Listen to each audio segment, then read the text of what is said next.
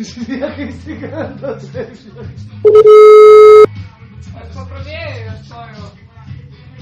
Bet ne, sako Esmino, daug numeris, saklausuoju. Restoranas Kinrožė. Labas vakaras.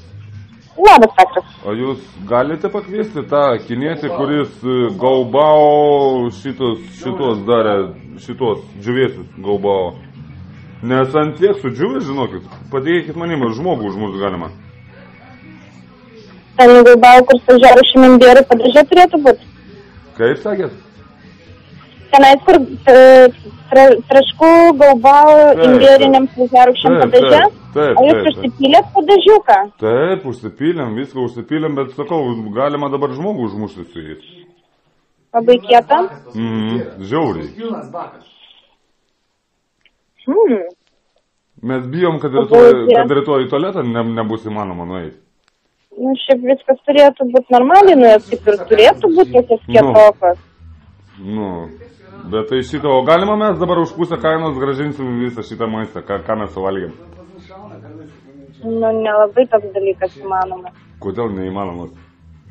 Tai mes nepatenkinti. Nu, nes šiaip pagaminta buvo viskas kaip ir turi būti. Nu, bet, norite aš jums atvešiu ir parodysiu, kaip buvo pagaminta? Nu, ta prasme, Ašgi mačiau, aš kitaip pakavau. O jūs receptą galite atsiųsti SMS-kę? Mes pabandysim, suprantat, ir jums atvešim paragauti. Nu, tai tenais tešlą jie kažkaip daro. Ir aliejų jie kepa, tai aš nelabai žinau, kaip jie. Kažkaip tai, nu, bet tai čia taip aliejų iškepa, kad suprantat, sakau, galiu žmogų užmušti su juo. Jeigu aš mešiau į savo draugelį, jam krantai. Nu.